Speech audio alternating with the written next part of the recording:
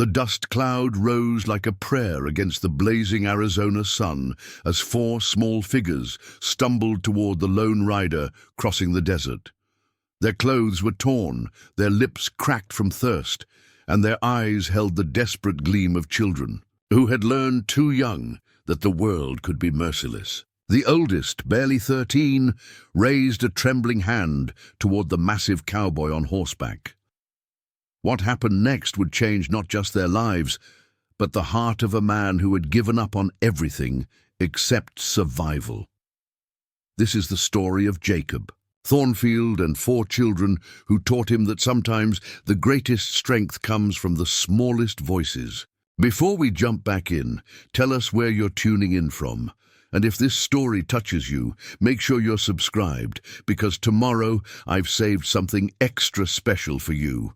The abandoned mining camp of Copper Ridge, Arizona Territory, had been dead for 3 months when the Martinez children found themselves its only remaining inhabitants. What had once been a thriving community of 200 souls, complete with a general store, a schoolhouse, and dreams of striking it rich, now stood as nothing more than weathered wooden skeletons baking under the relentless desert sun.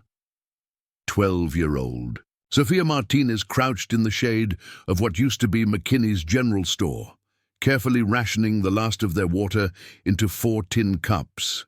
Her dark hair, once neatly braided by their mother's gentle hands, now hung in tangled wisps around. Her dirt-streaked face, the responsibility that had fallen on her young shoulders, showed in every deliberate movement, every calculated decision about their dwindling supplies. 10-year-old Diego sat nearby, his back against the splintered wooden wall, holding their father's old pocket watch with reverent care. The watch had stopped working weeks ago, but Diego wound it religiously each morning, as if the familiar ritual could somehow bring back the man who had taught him to read its face. His eyes, dark and serious beyond his years, constantly scanned the horizon for signs of life, for help, for any indication that they hadn't been completely forgotten by the world. 8-year-old Maria hummed softly to herself as she carefully arranged stones in the dirt, creating elaborate patterns that only made sense to her young mind. She had retreated into a world of imagination and quiet songs, a place where their current reality couldn't quite reach. Her thin arms showed the sharp angles of too little food, but her spirit remained unbroken, manifesting in the way she would share her meager portions with the stray cats that had also been left behind when the mine closed. The youngest, 6-year-old Carlos, slept fitfully in whatever shade they could find, his small body conserving energy that proper meals should have provided. When awake, he spoke little, but his large eyes followed his siblings' every movement with the instinctive understanding that his survival depended entirely on their care and protection. The Martinez family had arrived in Copper Ridge 6 months earlier, following their father Roberto's dream of steady work in the copper mine that had been the lifeblood of the small community. Roberto had been a skilled carpenter in Mexico, but drought and economic hardship had forced the family north, seeking the promise of American prosperity that seemed always just beyond their grasp. Their mother, Isabella, had initially struggled with the isolation and harsh conditions of the mining camp, but she had thrown herself into creating a sense of home in their small cabin. She had started a garden behind their house, teaching Maria and Sophia about herbs and vegetables that could thrive in the desert climate. She had befriended other Mexican families in the camp, creating a network of support and shared culture that helped ease the loneliness of being far from extended family. Roberto had found work quickly, his carpentry skills in high demand as the mine expanded and more families arrived. For a brief, shining period, it had seemed like their gamble had paid off. Roberto came home each evening with tales of the progress being made, of the rich veins of copper they were extracting, of the bright future that awaited all the families willing to build something together in this harsh but promising land. Diego, had enrolled in the small schoolhouse where a determined teacher named Miss Sarah Collins taught children of all ages in a single room. His quick mind and eagerness to learn had impressed Miss Collins, who had begun staying after regular hours to help him with advanced mathematics and reading. She had spoken to Isabella about Diego's potential, about opportunities for further education that might be available to a bright boy willing to work hard. Sophia had found her own place in the community, helping other mothers with younger children and demonstrating a natural ability to organize and manage complex household tasks. At 11, she had been looking forward to her 12th birthday, when she would officially be considered old enough to help with some of the lighter work around the mine's administrative offices. But prosperity in mining towns was always precarious, always dependent on factors beyond the control of the families who depended on it. When the main copper vein played out sooner than expected, when the Eastern investors who had funded the operation decided to cut their losses rather than explore for new deposits, when the company announced that Copper Ridge would be shutting down permanently, the entire community found itself facing an impossible choice. Most families had enough resources to pack up and move on, to take the company's meager settlement offer and try their luck elsewhere. But the Martinez family had arrived with nothing and had been living paycheck to paycheck, sending what little extra they could manage back to Isabella's elderly parents in Mexico. When the mine closed, they found themselves trapped between worlds, with insufficient funds to travel elsewhere and no home to return to. Roberto had tried desperately to find alternative work, traveling to other mining camps and ranches within walking distance, offering his carpentry services to anyone who would listen. But the economic collapse that had closed Copper Ridge was affecting the entire region. Mines were closing, ranches were struggling, and skilled workers were competing for increasingly scarce opportunities. The end had come with brutal swiftness. Roberto had died in a construction accident while trying to repair the roof of an abandoned building in a nearby ghost town, hoping to salvage materials that might be sold for a few desperately needed dollars. A section of rotted timber had given way beneath his weight, and he had fallen 20 feet onto unforgiving stone. He had lived for 3 days after the accident, long enough to extract promises from Isabella that she would take the children somewhere safe, somewhere they could build new lives. Isabella had lasted only 2 weeks after Roberto's death. The doctor who occasionally traveled through the remaining settlements had called it pneumonia, but Sophia understood that her mother had simply lost the will to fight. The combination of grief, malnutrition, and exhaustion had overwhelmed Isabella's ability to continue the struggle for survival. The few remaining adults in Copper Ridge had tried to help, but they were facing their own desperate situations. Mrs. Henderson, whose husband had managed the general store until the very end, had shared what food she could spare before loading her own family into a wagon bound for California. Father Miguel, the circuit priest who served several scattered communities, had performed burial services for both Roberto and Isabella, but he had no resources to care for 4 orphaned children.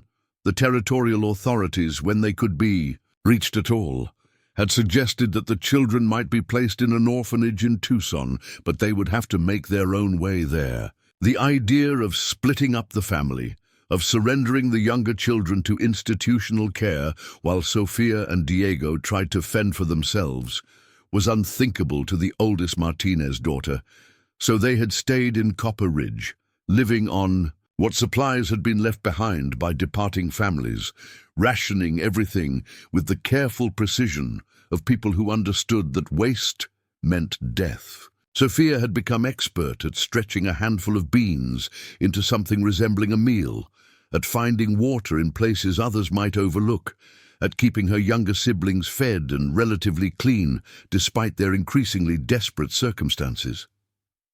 Diego had taken responsibility for security and scouting, making daily expeditions to abandoned buildings in search of anything useful that previous scavengers might have missed. He had found books in the schoolhouse, which he read aloud to his siblings during the long, hot afternoons when movement was too exhausting to contemplate. He had discovered a small cache of medical supplies in the doctor's former office, carefully hoarding them against future need.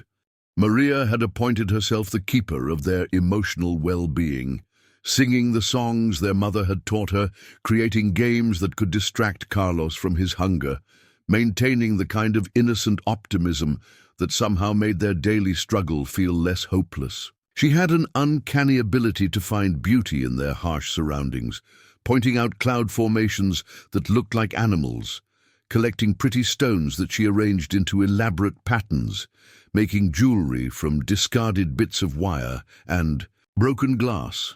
Carlos, despite his young age, had developed an intuitive understanding of their situation. He never complained about being hungry, never asked for things they couldn't provide, never demanded attention when his older siblings were focused on survival tasks. Instead, he had become their emotional barometer, his moods reflecting the family's overall well-being in ways that helped Sophia gauge how well they were coping with their circumstances. For 3 months, this system had sustained them. They had survived on creativity, determination, and the kind of fierce loyalty that bound them together against a world that seemed determined to tear them apart. But as summer deepened into its most brutal phase, as the last of their scavenged supplies dwindled to almost nothing, it became clear that their resourcefulness was no match for the harsh mathematics of survival in the desert. The water situation had become critical first. The well that had served the mining camp had been damaged during the final days of the operation, and while it still produced a trickle of water, it was barely enough to sustain 4 growing children through the blazing heat of an Arizona summer. Sophia had tried everything she could think of to increase their water supply, from digging shallow wells in likely spots to setting up elaborate systems to capture dew. But the desert was not forgiving of amateur efforts. Food had become an even more pressing concern. The last families to leave Copper Ridge had been generous with their departing gifts, but canned goods and dried supplies only lasted so long when divided among 4 children who were still growing, despite their reduced circumstances. Sophia had attempted to hunt rabbits and other small game with Roberto's old rifle, but ammunition was precious, and her marksmanship was limited by lack of practice and proper instruction. The isolation was perhaps the most psychologically challenging aspect of their situation. Copper Ridge had been located off the main travel routes, chosen for its proximity to the copper deposits rather than for its convenience to established transportation networks. Days could pass without any sign of human presence, without any indication that they were not the last people alive in their particular corner of the world. Sophia had tried to maintain a routine that would preserve some sense of normalcy for her. Younger siblings, they rose with the sun when the desert air was still relatively cool and tackled the most physically demanding tasks of the day before the heat became unbearable. Diego would check their various water collection systems and scout for any new sources of supply. Maria would tend to their small garden, where a few hardy plants struggled to survive in the harsh conditions. Carlos would help Sophia with cleaning and organizing their living space in the abandoned cabin they had claimed as their own. Preparing and narrating this story took us a lot of time, so if you are enjoying it, subscribe to our channel. It means a lot to us. Now back to the story. The middle part of each day was spent in whatever shade they could find, conserving energy and waiting for the sun to begin its descent toward the western horizon. This was when Sophia would inventory their supplies, making careful calculations about how much food and water they could afford to consume. It was when Diego would read aloud from the books he had salvaged, transporting them all to worlds where children had families and futures and enough to eat. It was when Maria would create her art projects and Carlos would nap in preparation for the cooler evening hours. Late afternoons and evenings were for work that required movement and physical effort. They would make repairs to their shelter, tend to necessary maintenance tasks, and search for firewood that could be used for cooking and warmth during the surprisingly cold desert nights. They would take turns bathing with precious water, maintaining the standards of cleanliness and self-respect that Isabella had insisted upon even in their reduced circumstances. But despite their best efforts, despite Sofia's careful management, and Diego's resourcefulness and Maria's determination to find joy in small things, and Carlos's uncomplaining acceptance of their situation, the reality was that 4 children could not indefinitely sustain themselves in an abandoned mining camp in the middle of the Arizona desert. The morning that would change everything began like any other, with Sofia awakening before dawn to check their water supply and plan the day's activities. But as she stepped outside their cabin and looked toward the horizon, she saw something that made her heart race with a mixture of hope and terror. A dust cloud was rising in the distance, this unmistakable sign of someone traveling across the desert. After 3 months of complete isolation, after countless days of scanning the horizon for any sign of human presence, someone was finally approaching Copper Ridge. Sofia's first instinct was pure relief. Help was coming.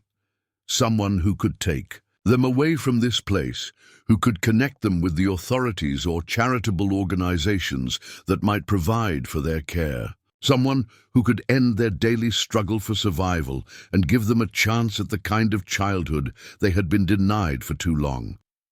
But as the dust cloud grew closer, as the figure of a lone horseman became visible through the shimmering heat, Sofia felt a chill of uncertainty. Not all travelers in this part of the territory were motivated by benevolent intentions. Isolated children with no protection might be seen as easy targets for exploitation or worse. Their vulnerability, which she had hoped would inspire compassion, might instead inspire predatory behavior. She quickly awakened her siblings, trying to keep the urgency out of her voice as she explained that someone was approaching, and they needed to be prepared for any possibility. Diego immediately understood the implications, his hand moving instinctively toward their father's old hunting knife, which had become their only weapon. Maria gathered Carlos close, her own protective instincts engaged despite her young age.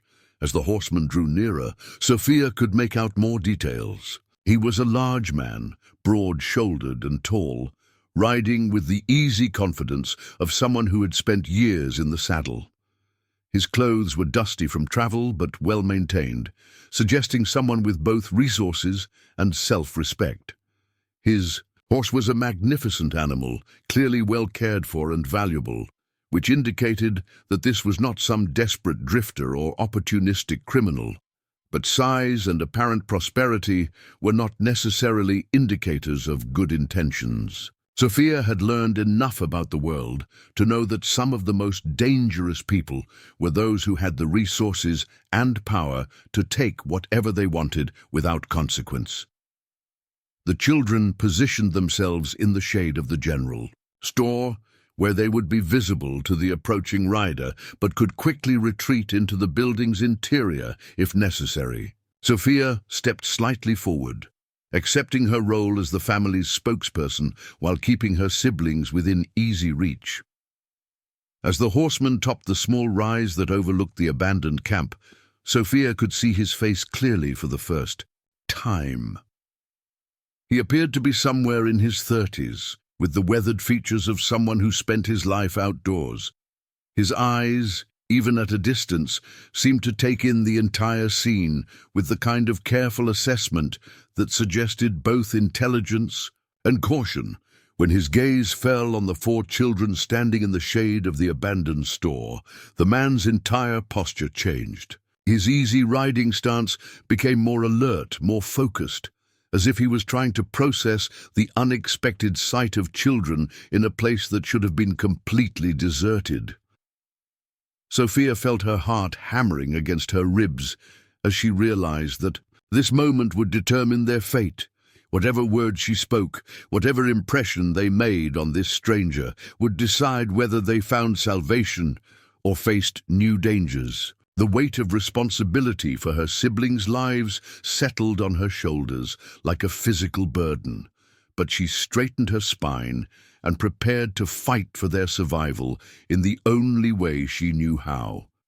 With words, with truth, and with the desperate hope that somewhere in this harsh world there were still people who believed that children deserved protection rather than exploitation.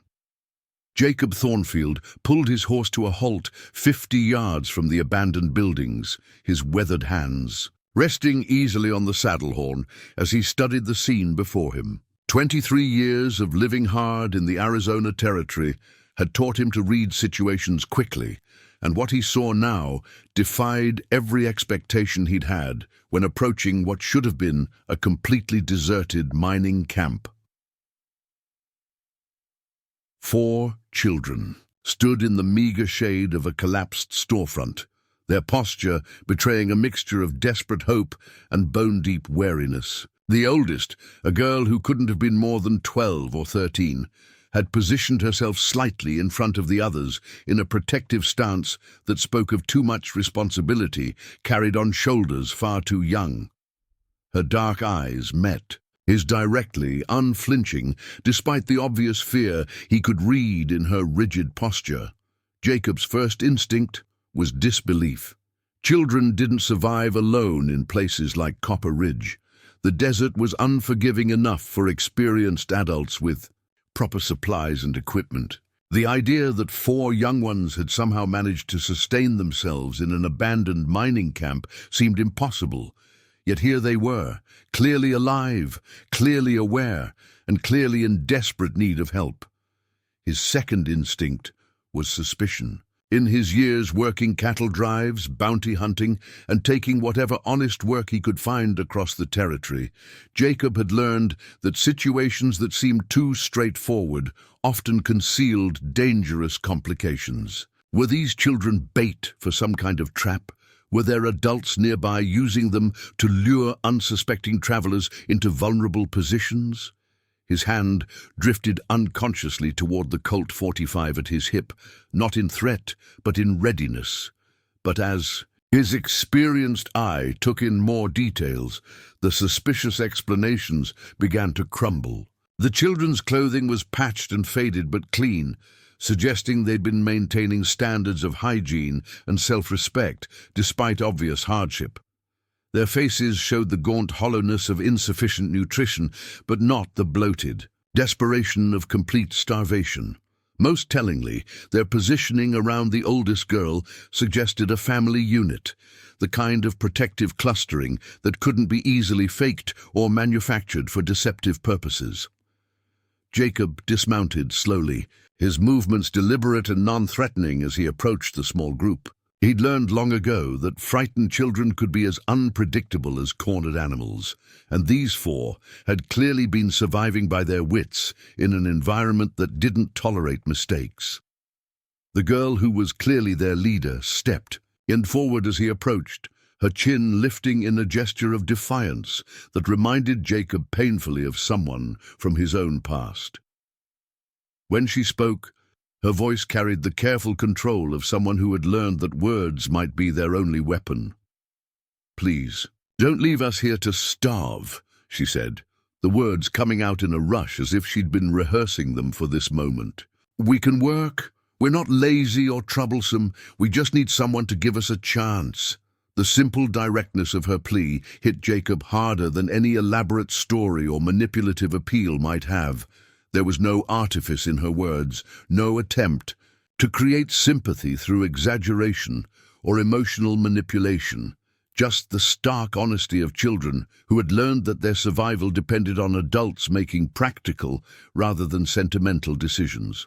"What are your names?" Jacob asked, gently crouching down to bring himself closer to their eye level. He'd found that children responded better when they didn't have to crane their necks to look up at adults, especially adults as large as his 6'4" frame. "I'm Sofia Martinez," the girl replied, her voice growing slightly stronger as she sensed that this stranger wasn't immediately dismissing them or riding away. "These are my brothers and sisters, Diego, Maria, and Carlos." Each child nodded as their name was mentioned, but Jacob noticed that none of them moved away from Sofia's protective presence. Their body language spoke of a family unit that had closed ranks against an uncertain world, trusting only each other and viewing all outsiders with cautious evaluation. "How long have you been here alone?"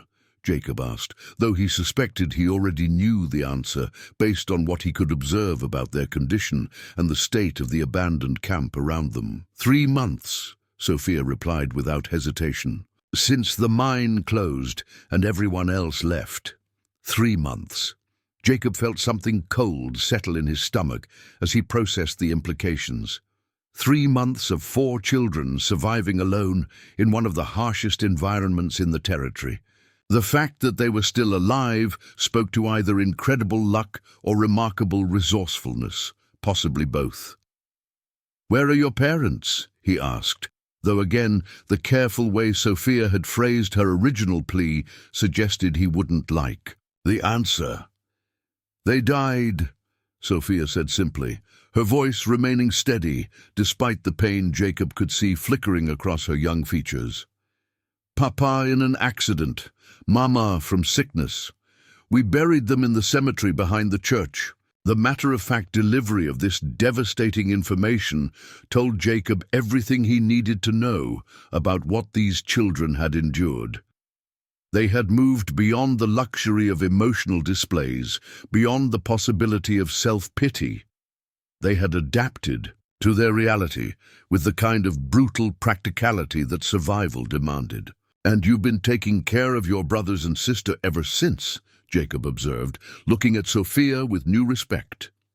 Managing a household and caring for younger siblings was challenging enough for adults with resources and support systems. Doing it alone in an abandoned mining camp as a 12-year-old girl represented a level of competence and determination that humbled him. "We take care of each other," Sophia corrected gently, and Jacob caught the subtle but important distinction. She wasn't claiming credit for heroic individual effort, but rather acknowledging the collective strength that had kept them alive. Diego stepped forward slightly, his young face serious as he addressed Jacob directly. "I can read and write and do arithmetic. I help with planning and finding supplies. I'm not afraid of hard work." Maria, emboldened by her brother's example, added her own contribution. "I can cook and sew and take care of animals. I remember all the songs Mama taught us, and I can make Carlos laugh when he's sad." Even 6-year-old Carlos seemed to understand that this was a moment requiring his best behavior. "I'm quiet and I don't eat very much," he offered solemnly, apparently having learned that modest resource requirements were a valuable trait in their current circumstances. Jacob felt his throat tighten at these earnest presentations of their qualifications for survival. These children had been forced to view themselves as economic units, to calculate their worth based on what they could contribute rather than simply accepting the love and protection that should have been their birthright. The innocence that should have been their natural state had been stripped away by harsh necessity. "When did you last have a proper meal?" he asked, though the answer was already visible in their hollow cheeks and the careful way they conserved their movements to preserve energy. Sophia exchanged glances with Diego, clearly calculating whether honesty might work against them. "Yesterday we had some beans and a piece of bread," she said finally. "We try to eat every other day to make our supplies last longer. Every other day." Jacob's hands clenched unconsciously as he absorbed this information. 4 growing children, including a 6-year-old, who should have been receiving careful nutrition to support his development, had been systematically starving themselves to extend their survival timeline. The discipline and self-sacrifice this represented was both admirable and heartbreaking. "Show me where you've been living," Jacob said, rising to his full height and gesturing toward the collection of abandoned buildings that made up what remained of Copper Ridge. Sophia led the way to a small cabin that had probably housed a mine worker's family during the camp's operational days. Jacob could see immediately that the children had made the best of their circumstances, organizing their meager possessions with careful efficiency and maintaining the space with impressive cleanliness despite their limited resources. Their supplies were laid out on a makeshift table constructed from boards salvaged from other buildings. Jacob's experienced eye quickly inventoried what remained. Perhaps 2 days' worth of beans and dried corn, a small amount of flour that had been carefully protected from moisture and insects, and 3 precious cans of preserved fruit that had obviously been saved for true emergencies. "This is everything?" he asked, knowing the answer but needing to hear it confirmed. "We had more," Diego explained, his tone defensive but not apologetic. "We've been very careful. Sophia makes sure we don't waste anything." Jacob nodded, recognizing the boys' need to defend their management of resources. "You've done well, better than most adults would have managed in similar circumstances." The simple validation seemed to release some tension from the children's postures. They had clearly been carrying not just the burden of survival, but also the fear that their efforts might be judged inadequate by any adults who eventually discovered their situation. Jacob walked through the cabin, noting details that spoke to their ingenuity and determination. They had created an efficient system for collecting and storing water, using salvage containers and cloth to filter what little they could extract from the damaged well. They had established a rotation for sleeping that ensured someone was always alert for potential dangers. They had even maintained a small garden plot behind the cabin, though the struggling plant spoke to the challenges of growing food in desert soil with limited water. "You've built something impressive here," Jacob said, meaning every word. "You should be proud of what you've accomplished." But even as he praised their efforts, Jacob was calculating the stark mathematics of their situation. The supplies, he had observed, wouldn't sustain 4 children for more than a few more days, and that was assuming they continued their current starvation-level rationing. The water situation was precarious at best, dependent on a damaged well that could fail completely at any time. Most critically, the summer heat was intensifying, and the children's weakened condition made them increasingly vulnerable to the kind of heat-related illnesses that could kill even healthy adults. They were dying slowly, and they knew it.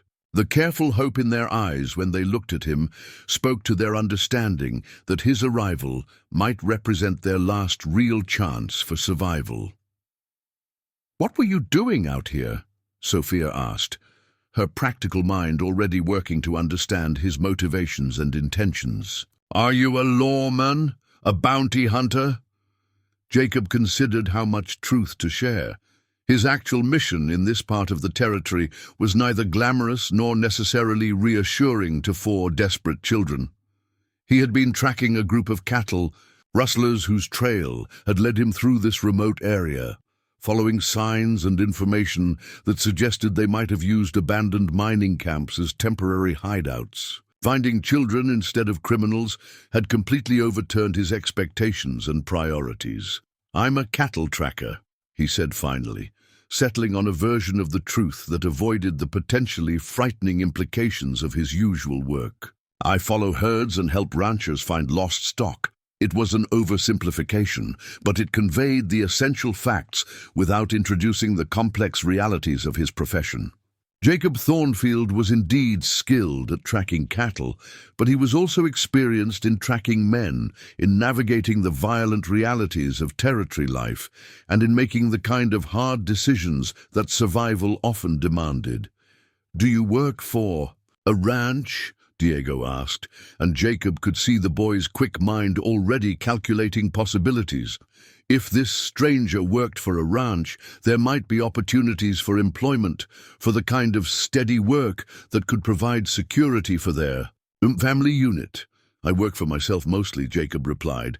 Take contracts from different ranches, depending on what needs doing. The conversation was interrupted by a sound that made everyone freeze. The distant rumble of approaching horses, multiple riders moving fast across the desert floor. Jacob's hand instinctively moved toward his weapon as his eyes scanned the horizon, searching for the source of the disturbance. "Get inside," he ordered quietly, his tone carrying an authority that the children immediately recognized and obeyed. "Stay away from the windows until I know who's coming." As the Martinez children disappeared into the cabin, Jacob positioned himself where he could observe the approaching riders while maintaining cover behind the building's corner. Years of dangerous work had taught him to prepare for the worst, while hoping for the best, and the timing of this second group's arrival seemed too coincidental to be mere chance. 3 riders crested the ridge overlooking Copper Ridge, their horses lathered with sweat and their pace suggesting urgent business rather than casual travel. Jacob recognized the type immediately. Hard men riding hard horses, the kind of professionals who made their living in the gray areas between law and lawlessness that characterized much of the territory. The lead rider was a lean man, with the sharp features and calculating eyes of someone who assessed every situation in terms of profit and loss. His companions flanked him in a formation that spoke of military training or extensive experience in violent confrontations. All 3 men wore their weapons with the casual readiness of professionals. As they approached the abandoned mining camp, their leader's gaze swept across the buildings with the methodical thoroughness of someone conducting a search. When his eyes fell on Jacob's horse, still standing where he had left it near the general store, the man's posture shifted into heightened alertness. "Thornfield," the leader called out, his voice carrying across the distance with practiced authority. "We need to talk." Jacob felt a cold knot form in his stomach as he recognized both the voice and the implications of being known by name in this remote location. The rider was Samuel Hawkins, a man whose reputation for violence and cunning had earned him both fear and grudging respect throughout the territory. More importantly, Hawkins was associated with the same cattle rustling operation that Jacob had been tracking. The situation had just become exponentially more complicated and dangerous, with 4 starving children caught in the middle of what might very well become a deadly confrontation. Jacob stepped out from behind the building, his movements calculated to project confidence while keeping his gun hand-free. Samuel Hawkins and his 2 companions had dismounted and were spreading out in the practiced formation of men who understood the tactical advantages of position and spacing. The afternoon sun caught the metal of their weapons, creating brief flashes of light that served as deadly punctuation marks in the tense silence. "Hawkins," Jacob acknowledged, his voice level despite the adrenaline beginning to course through his system. "Long way from your usual territory." Samuel Hawkins was a man who had learned to read people and situations with the precision of a professional gambler, and his pale blue eyes were already cataloguing details that told him this encounter was more complex than he had initially anticipated. Jacob's protective positioning near the cabin, the presence of his horse, but no visible camping gear, and the subtle signs of recent habitation in what should have been a completely abandoned mining camp, all suggested complications that Hawkins hadn't planned for. "Funny thing about territory, Thornfield," Hawkins replied, his tone carrying the casual menace of someone who was accustomed to controlling conversations through implied threat. "It has a way of shifting when circumstances change. Right now, this particular patch of desert has become very interesting to certain parties." Jacob felt his jaw tighten as he processed the implications. Hawkins wasn't here by accident, and His arrival so soon after Jacob's own suggested that someone had been watching, tracking, or anticipating his movements. The cattle rustling operation he had been following was apparently more sophisticated and better informed than he had realized. "What kind of interest?" Jacob asked, buying time while his mind worked through possible responses to various scenarios. Behind him, he could sense the children's presence in the cabin, probably pressed against the walls, listening to every word of a conversation that might determine their immediate fate. Hawkins smiled, but the expression held no warmth. "The kind that pays well for information about certain tracking activities. The kind that doesn't appreciate interference in legitimate business enterprises." One of Hawkins's companions, a thick-set man with scarred knuckles and the flat eyes of a professional killer, had been scanning the abandoned buildings with growing interest. "Boss," he said quietly, "there's fresh signs around that cabin. Someone's been living here recently." Jacob felt the situation sliding toward violence with the inevitability of an avalanche. Hawkins was here to eliminate him as a threat to their operation, but the presence of the children had introduced an unpredictable element that could make the situation infinitely more dangerous for everyone involved. "Is that so?" Hawkins mused, his gaze sharpening as he focused on the cabin where Jacob had positioned himself. "Well now, that does complicate things.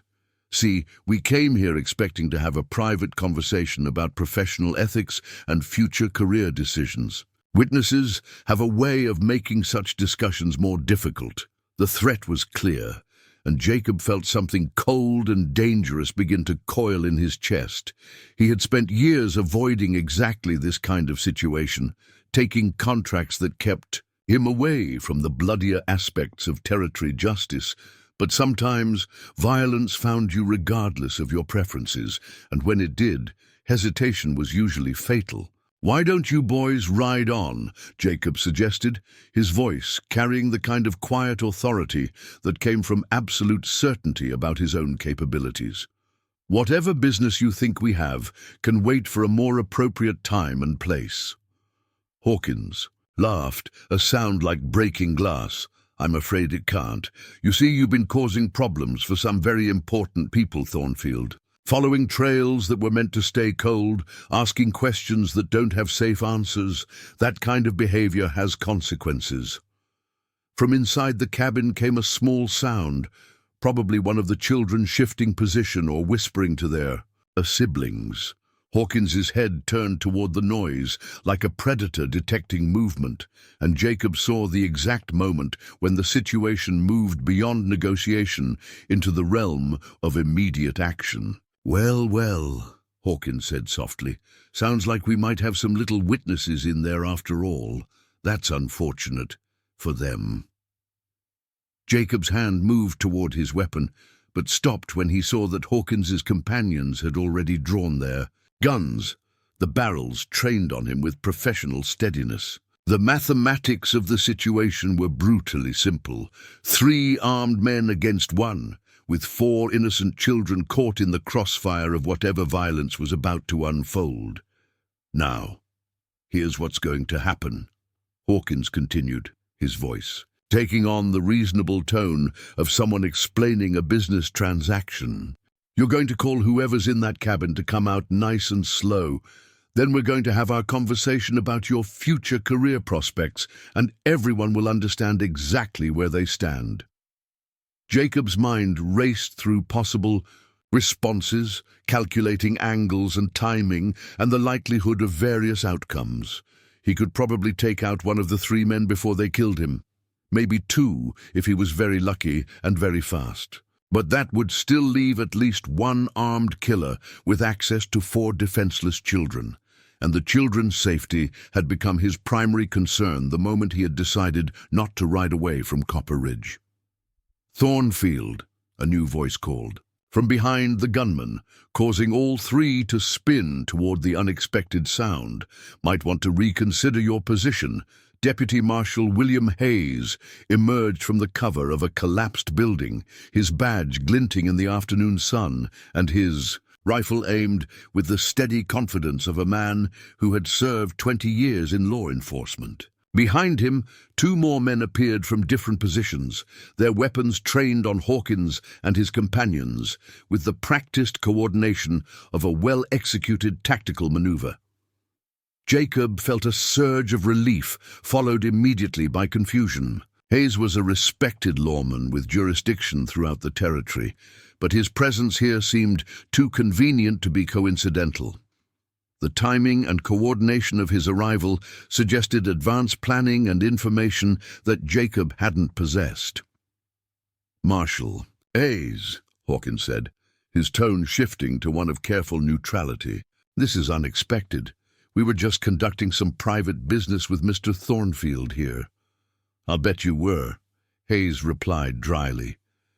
"The kind of private business that involves drawn weapons and threats against civilians. That's the kind of business that interests me professionally." Hawkins's companions were looking increasingly uncomfortable as they realized their tactical advantage had evaporated. Being outnumbered and outgunned by federal law enforcement was not a situation that offered many appealing options. "Now I'm going to suggest that you gentlemen holster your weapons and prepare to answer some questions about your recent activities," Hayes continued, "starting with why you're so interested in interfering with a federal tracking operation." Federal tracking operation. Jacob felt pieces of a larger puzzle beginning to fall into place. His cattle-rustling investigation had apparently intersected with something much more significant, something that had attracted the attention of territorial authorities and federal marshals. "We don't know anything about federal operations," Hawkins protested, but his voice lacked conviction. "We're just independent contractors conducting legitimate business." "Stealing cattle is legitimate business now?" Hayes asked with amusement. "That's interesting. The owners of those herds might have a different perspective on the legitimacy of your enterprise." One of Hawkins's men, apparently deciding that discretion was preferable to a shootout with federal authorities, began slowly holstering his weapon. His companion followed suit after a moment's hesitation, leaving Hawkins isolated in his defiance. "This isn't over, Thornfield," Hawkins said as he finally allowed his own gun to return to its holster. "There are larger forces at work here than you understand. People with longer reach than territorial marshals."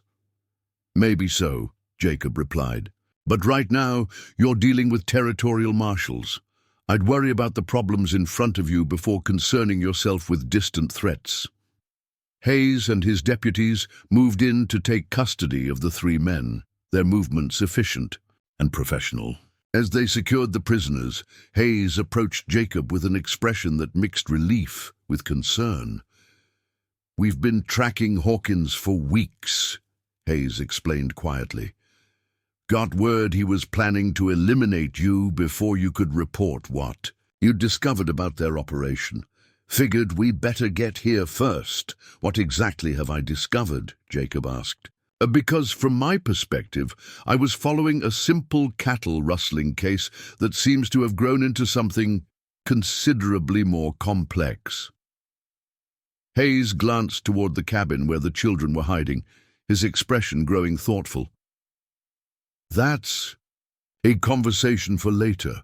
Right now, I'm more interested in why there are children in an abandoned mining camp and what your intentions are regarding their welfare."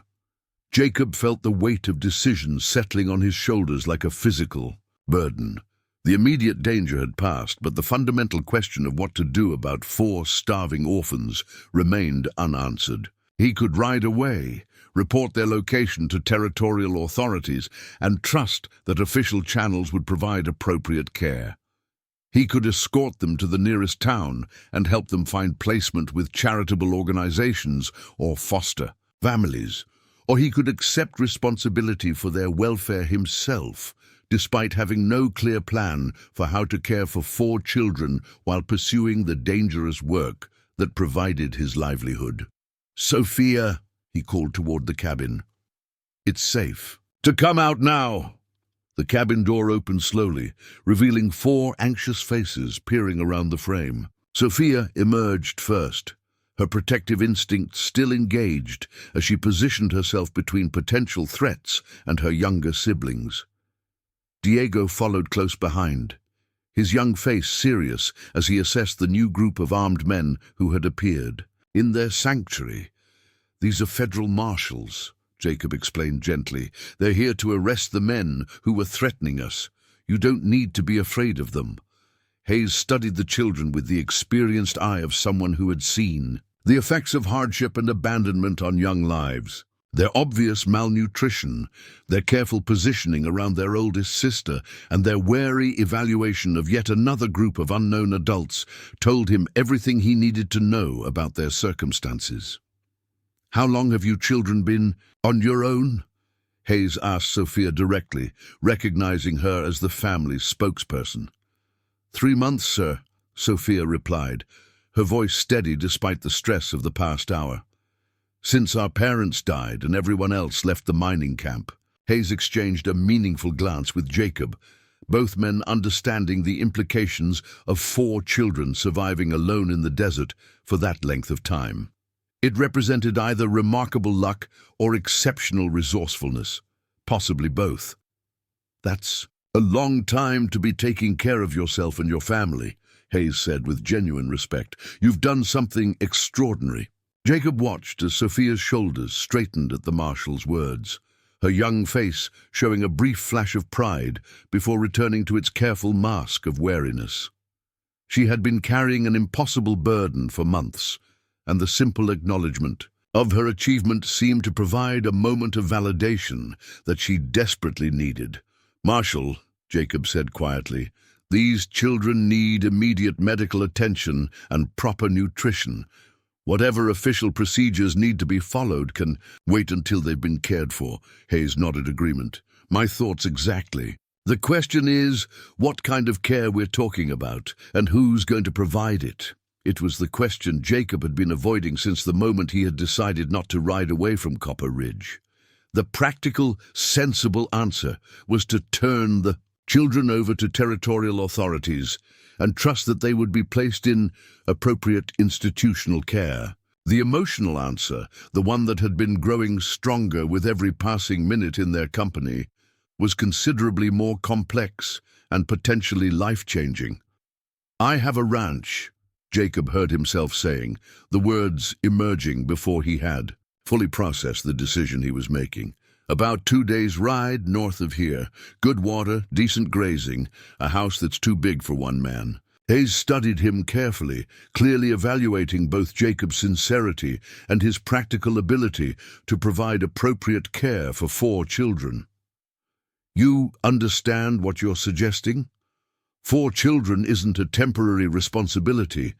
It's a complete change in how you live your life. Jacob looked at Sophia, Diego, Maria, and Carlos, seeing in their faces the same desperate hope he had recognized when he first approached their makeshift shelter. They had survived impossible circumstances through their own determination and mutual protection, but they couldn't survive indefinitely without adult support and resources. More than that, something in their fierce loyalty to each other, their practical competence in the face of overwhelming challenges, and their refusal to surrender, despite impossible odds, reminded him of qualities he had once possessed himself, before years of solitary living had taught him to value independence over connection. I understand, Jacob said finally, and I'm making the offer. Sophia's eyes filled with tears she quickly tried to hide, while Diego stepped forward with the serious expression of someone who understood the magnitude of what was being discussed. We work hard, Diego said earnestly. We don't cause trouble or make demands. We just need a chance to prove we're worth keeping. The simple honesty of the boy's words hit Jacob like a physical blow. These children had been forced to view themselves as burdens to be tolerated rather than blessings to be cherished, and their eagerness to earn their place in the world spoke to a fundamental injustice that he suddenly felt compelled to address. You "Don't need to prove anything," Jacob replied. "Family doesn't work that way." Family. The word hung in the air between them, carrying implications and possibilities that none of them had dared to hope for just hours earlier. Jacob realized he had crossed a line from which there was no retreat, accepting responsibility not just for their immediate survival, but for their long-term welfare and development. Hayes watched this exchange with the satisfaction of someone who had seen enough human misery to appreciate moments when things worked out better than expected.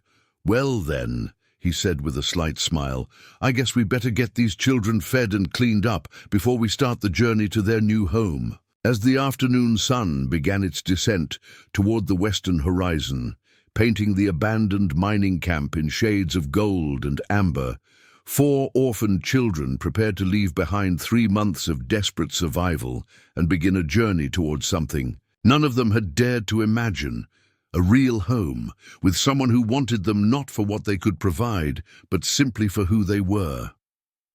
The transformation from strangers to family would not happen overnight, and there would be challenges and adjustments that none of them could fully anticipate. But in that moment, standing in the ruins of Copper Ridge, with the promise of a better future stretching ahead of them, they had taken the first crucial step toward building something that could last. The Thornfield Ranch sat in a valley carved by centuries of seasonal floods, where cottonwood trees lined a creek that ran year-round and grassland stretched toward distant mountains that caught the morning light like purple jewels. Jacob had chosen this location 15 years earlier for its water rights, its defensible position, and its isolation from the kind of neighbors who asked too many questions about a man's past or business. Now, as he guided the wagon carrying 4 exhausted children toward the cluster of buildings that comprised his life's work, Jacob found himself seeing his property through different eyes. The main house, built from local stone and timber cut from his own land, had always seemed appropriately sized for a man who valued solitude. Today it felt enormous, echoing with the potential voices of children who had never known the luxury of their own rooms, their own space, their own sense of permanent belonging.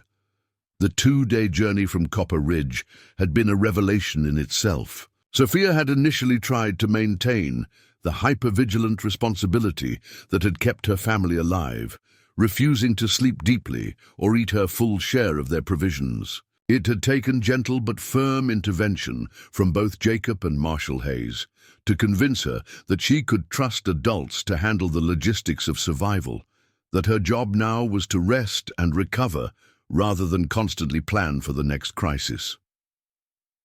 Diego had spent much of the journey asking questions about ranch operations, his quick mind already working to understand how he could contribute to their new circumstances. Jacob had found himself impressed by the boy's genuine curiosity about cattle breeding, water management, and the seasonal rhythms that governed ranch life.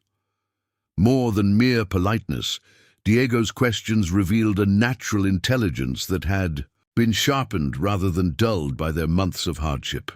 Maria had gradually emerged from the protective shell of quiet observation that had characterized her behavior since their parents' death.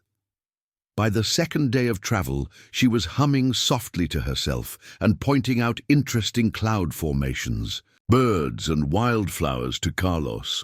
Her ability to find beauty and wonder, despite everything they had endured, reminded Jacob of qualities he had possessed as a young man, before life had taught him to focus primarily on practical concerns.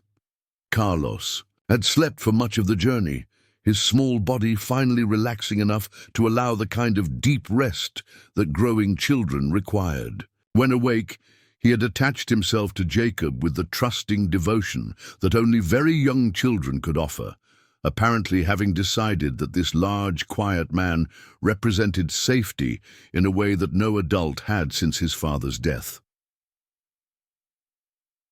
Marshall Hayes had accompanied them for the first day, partly to ensure their safety and partly to conduct the interview with Jacob that territorial protocols required before placing children in private care. The conversation had taken place around their evening campfire while the children slept, and Hayes had proven to be both thorough and understanding in his evaluation of Jacob's fitness as a guardian. "You understand this isn't a temporary arrangement," Hayes had said, his tone serious but not hostile. "These children have already lost 2 sets of parents.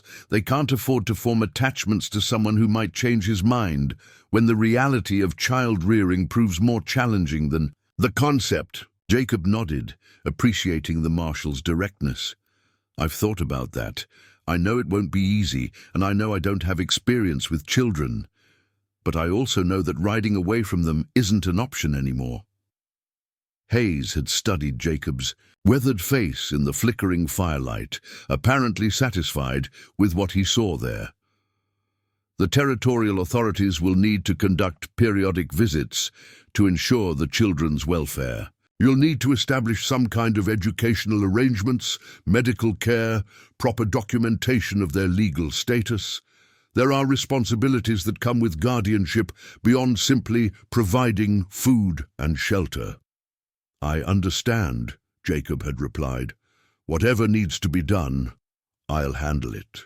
The marshal had left them at dawn of the second day, riding back toward his regular duties with the satisfied expression of someone who had solved a problem that could have ended much worse. His departure had left Jacob alone with 4 children, who were looking to him for guidance about how to build a life together from the fragments of their individual histories. Now, as the ranch buildings came into view, Jacob felt the weight of that responsibility settling more fully on his shoulders. The main house contained 4 bedrooms beyond his own, rooms that had stood empty for years, except when he occasionally hosted other ranchers during cattle drives or business negotiations. Today, those rooms would become homes for children who had learned not to expect permanence from their living arrangements. The barn was solid and well-maintained, housing the horses and equipment necessary for ranch operations.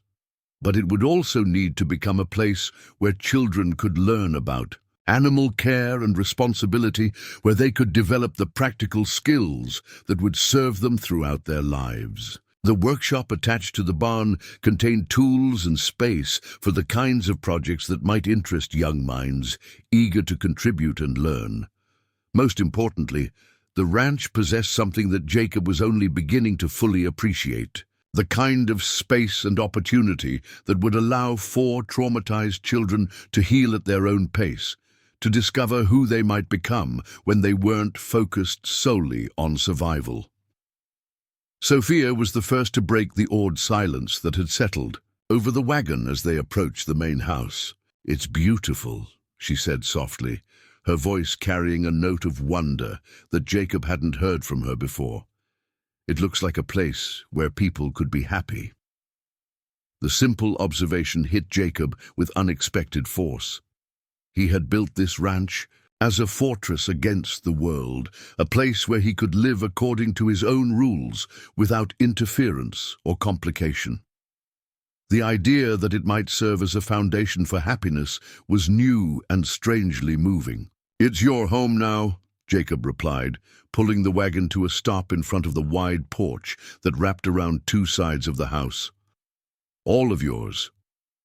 Diego jumped down from the wagon with the quick energy of a 10-year-old who had been sitting still for too long, his eyes already cataloging details about the property's layout and possibilities. "How many cattle do you run?" he asked, apparently unable to contain his curiosity about the practical aspects of their new life. "About 200 head right now," Jacob answered, beginning to unload their meager possessions from the wagon bed. "More during good years, fewer during droughts. It's enough to make a living, with some left over for improvements and emergencies." Maria had climbed down more cautiously, her young face serious as she absorbed the reality of their new surroundings. "Will we have our own rooms?" she asked, the question carrying the weight of someone who had never experienced such luxury. "You will," Jacob confirmed. "Each of you will have your own space, your own bed, your own place to keep whatever belongs to you." Carlos had fallen asleep again during the final approach, and Jacob lifted the 6-year-old boy carefully from the wagon, feeling the child's small arms automatically circle his neck in trusting embrace. The gesture was so natural, so innocent of the complications that characterized most adult relationships, that Jacob felt something shift inside his chest, some long frozen part of his heart beginning to thaw. The interior of the house was clean and well organized, reflecting the habits of a man who had learned to take care of himself without relying on others. But it was also stark, lacking the warmth and personal touches that might have suggested a place where people lived rather than simply existed. The children moved through the rooms with the careful reverence of visitors in a museum, afraid to touch anything without explicit permission. "This is your home," Jacob repeated, recognizing their hesitation. "You don't need to ask permission to sit on the furniture or look at books or make yourselves comfortable. Family doesn't work that way, family." The word still felt strange in his mouth, but Jacob was beginning to understand that becoming a family would require practice, intentional choices made day after day until new patterns replaced old habits of solitary living. Sophia had wandered into the kitchen, her practical mind immediately assessing the cooking facilities and storage capabilities. "I could make dinner," she offered, her voice carrying the automatic assumption of responsibility that had kept them alive for months. "Tonight, we'll cook together," Jacob replied gently.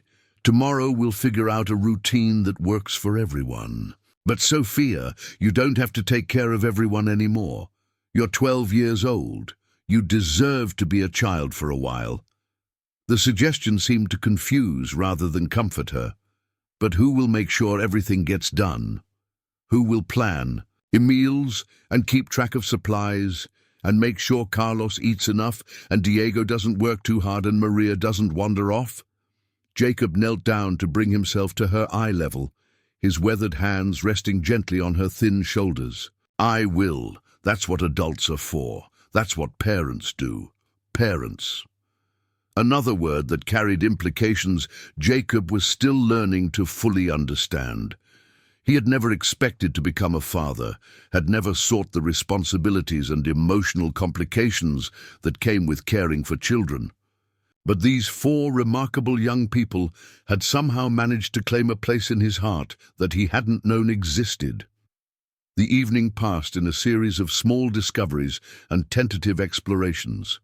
Diego was fascinated by the books in Jacob's modest library, particularly a volume on cattle breeding that contained detailed illustrations and scientific discussions of ranching techniques. Maria had found Jacob's collection of carved wooden animals, folk art pieces he had acquired during his travels, and was arranging them in elaborate scenarios that seemed to tell complex stories. Carlos had attached himself to Jacob's side with the persistence of a shadow, apparently having decided that this large, gentle man represented the security he had been missing since his father's death. The boy's constant presence was both touching and slightly overwhelming for someone accustomed to solitude, but Jacob found himself adapting to the weight of small hands tugging at his shirt and the stream of whispered questions about everything, from the height of the ceiling to the names of the horses visible through the kitchen window. Sophia moved through the house with the methodical attention of someone conducting an inventory, mentally cataloguing resources and possibilities while trying to understand how 4 additional people would fit into the established patterns of Jacob's life. Her protective instincts remained engaged, but Jacob could see her beginning to relax as she absorbed evidence of stability and abundance that suggested their basic needs would be met. Dinner was a revelation in multiple ways. The simple act of cooking together, of having enough food to prepare a proper meal without careful rationing, of sitting around a table large enough to accommodate everyone comfortably, represented a return to normalcy that none of the children had experienced in months. But more than that, it marked the beginning of their transformation from a collection of individuals sharing space into something resembling a family unit. Jacob found himself watching the children's faces as they ate, noting the way Diego's serious expression softened when Maria made him laugh, the protective way Sofia cut Carlos's meat into manageable pieces, the quiet contentment that seemed to settle over all of them as they realized that this abundance wasn't temporary, wasn't something they would have to give up tomorrow. "Tomorrow I'll show you around the property," Jacob said as they finished eating. "You'll need to learn about the animals, the daily routines, the safety rules that keep everyone protected. There's a lot to understand about ranch life." "Will we go to school?" Diego asked, his question revealing the hunger for learning that had been suppressed but not eliminated by their months of survival focus. "There's a schoolhouse in Millbrook, about 12 miles south," Jacob replied. "We'll ride over there next week and talk to the teacher about getting you enrolled. Education is important, and you've all missed too much already." Sofia looked up from helping Carlos with his dinner, her expression thoughtful. "What about work? What will our responsibilities be here?"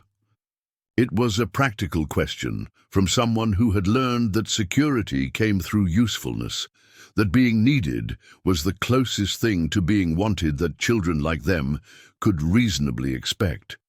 But Jacob was beginning to understand that changing their perception of their own worth would be one of the most important aspects of helping them heal.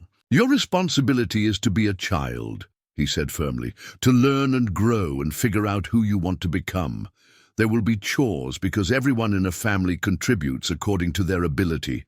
But your value isn't measured by how much work you can do or how little trouble you cause. Your value comes from being who you are." The concept was clearly difficult for them to accept after months of proving their worth through practical contribution. But Jacob could see understanding beginning to dawn in their faces, the revolutionary idea that they might be wanted for themselves rather than for what they could provide. As the evening wound down and the children prepared for their first night in their new home, Jacob found himself standing on the front porch, looking out at land he had claimed and built on and called his own for 15 years. Tonight, it felt different, not just like property he owned, but like a foundation for something larger and more meaningful than individual success. Inside the house, he could hear Sofia helping Maria and Carlos get ready for bed, her voice gentle but authoritative as she maintained the bedtime routines that had provided stability during their months of uncertainty. Diego was still reading in the main room, his young mind absorbed in information about ranch management and cattle breeding that suggested he was already imagining himself as a full partner in their enterprise. Tomorrow would bring new challenges, as they all learned to navigate the complexities of family life. There would be disagreements about rules and responsibilities, struggles with the trauma and trust issues that months of abandonment had created, practical problems of integrating 4 children into the rhythms of ranch work and community life. But tonight, for the first time in longer than he could remember, Jacob Thornfield's house felt like a home. 4 children who had learned to expect nothing were discovering that they deserved everything. And a man who had convinced himself that solitude was preferable to connection was beginning to understand that some of life's greatest rewards came not from what you could acquire for yourself, but from what you could give to others. The transformation, from strangers to family, would take time, patience, and more emotional courage than any of them had known they possessed. But as Jacob listened to the sounds of children settling into their own beds, in their own rooms for the first time in months, he felt something he hadn't experienced in years, the profound satisfaction of knowing that his life had purpose beyond his own survival and success. They were home, all of them, and tomorrow they will begin the real work of building a future together. 3 weeks into their new life at the Thornfield Ranch, The honeymoon period came to an abrupt end on a Tuesday morning, when Jacob discovered that Diego had been sneaking out before dawn to practice roping techniques in the far pasture. The boy had been using equipment he wasn't yet skilled enough to handle safely, and only luck had prevented serious injury when he'd gotten tangled in his own lasso and spooked one of the horses. Jacob found Diego sitting on a fence rail, nursing a rope burn on his forearm and trying to hide tears of frustration from someone he was desperate to impress. The sight of the 10-year-old attempting adult tasks without supervision triggered something protective and worried Jacob that he was still learning to recognize parental instinct. "What were you thinking?" Jacob asked, his voice sharper than he'd intended. The stress of suddenly becoming responsible for 4 lives, combined with his own inexperience at managing children, had been building pressure that occasionally erupted in moments like this. Diego's reaction was immediate and heartbreaking. The boy's shoulders hunched defensively, and his face took on the careful blankness that Jacob had learned to recognize as a protective mechanism developed during their months of survival. "I'm sorry," Diego said quickly. "I didn't mean to damage anything. I'll work extra to make up for using the rope without permission." The response hit Jacob like a physical blow. Diego wasn't reacting like a child who had been caught in mischief. He was responding like someone who expected punishment and rejection for failing to meet impossible standards. The boy's immediate assumption that he would need to earn forgiveness through additional labor revealed how deeply the trauma of abandonment had affected his sense of security.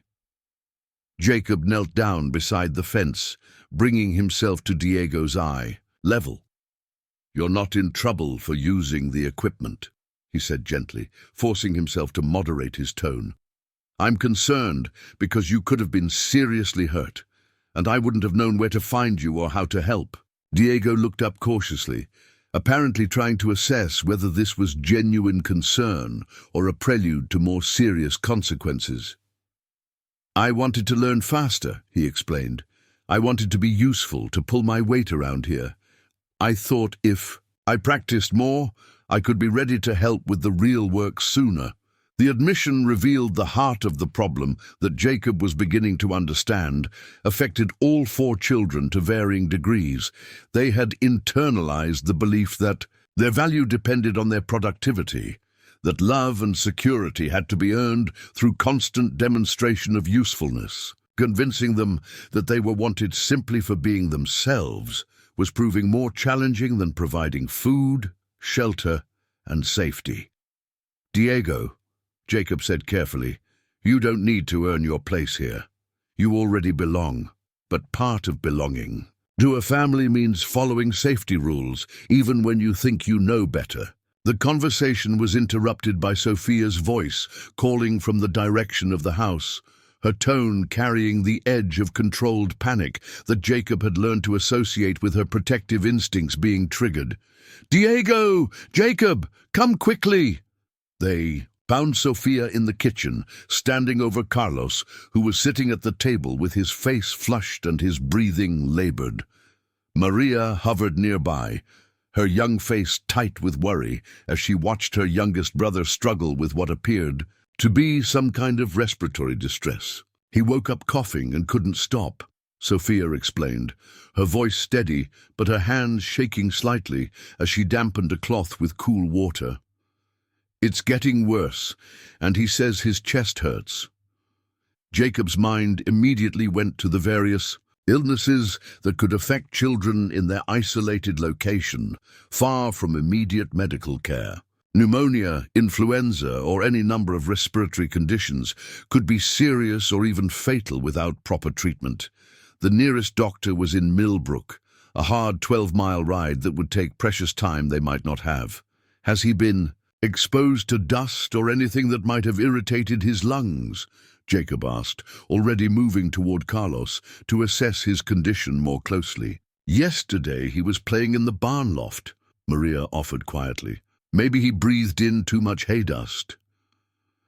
Jacob listened to Carlos's breathing, noting the wheeze and the way the boy was working harder than normal to draw air into his lungs.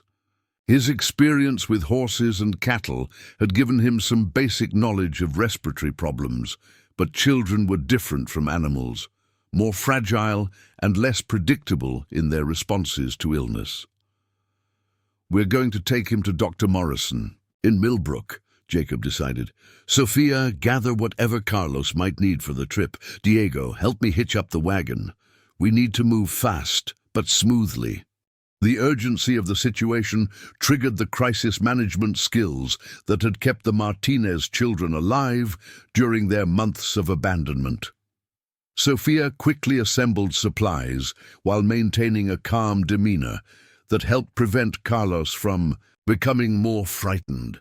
Diego worked with focused efficiency to prepare the wagon, his earlier rope burn forgotten in the face of his brother's need. Maria stayed close to Carlos, singing softly to distract him from his breathing difficulties.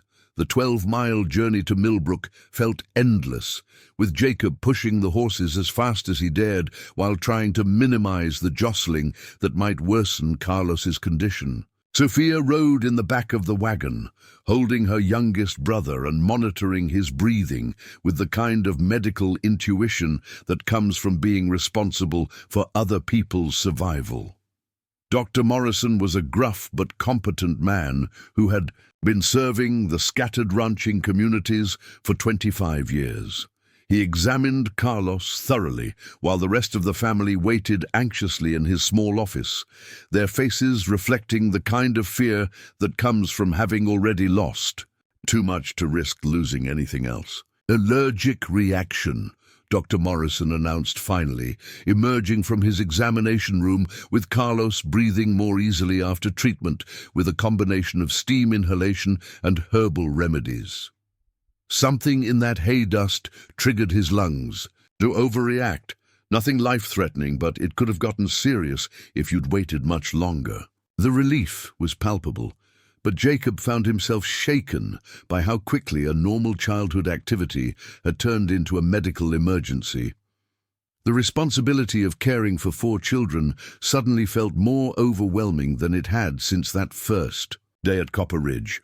One moment of inattention, one failure to anticipate potential dangers, and he could lose one of them to circumstances beyond his control.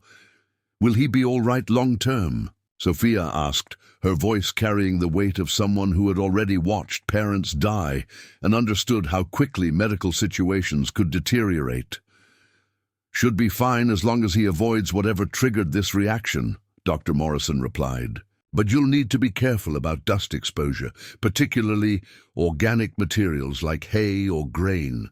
Some children outgrow these sensitivities, others learn to manage them throughout their lives." The ride back to the ranch was quieter, with Carlos sleeping off the effects of his treatment, and the other children processing the reminder that their newfound security was still vulnerable to forces beyond their control. Jacob found himself questioning every decision he'd made about their care, wondering if his inexperience with children was putting them at risk in ways he didn't understand. That evening, as the family gathered for dinner, the day's events had created an atmosphere of subdued reflection. Carlos was feeling better but remained quiet, apparently exhausted by his morning's ordeal. Diego was unusually withdrawn, possibly feeling guilty that his rope burn had initially distracted attention from his brother's developing illness.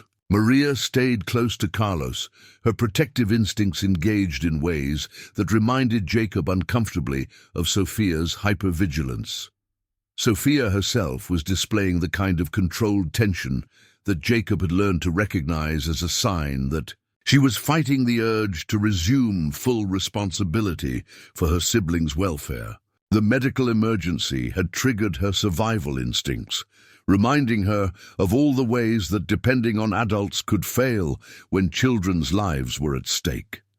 "I should have noticed his breathing problems earlier," Sophia said suddenly, her voice carrying self-recrimination that was painful to hear. "I should have been watching more carefully, should have known that playing in the hay might cause problems. Jacob set down his fork and looked directly at her, recognizing the moment as crucial for establishing patterns that would affect their family dynamics going forward. "Sophia, you're 12 years old. It's not your job to diagnose medical conditions or anticipate every possible danger. That's my responsibility now." "But what if you don't know something?" Sophia asked, her question revealing the heart of her anxiety. "What if there are things about taking care of us that you haven't learned yet? What if something happens that you're not prepared for?" It was a fair question, and Jacob found himself appreciating Sophia's directness, even as he struggled to provide reassurance that was honest rather than merely comforting. The truth was that he was learning as he went, making decisions based on instinct and limited experience rather than comprehensive knowledge of child rearing. "Then we'll figure it out together," Jacob replied. "I don't know everything about being a parent, but I'm learning. And part of what I'm learning is that families work best when everyone contributes according to their abilities. But the ultimate responsibility belongs to the adults."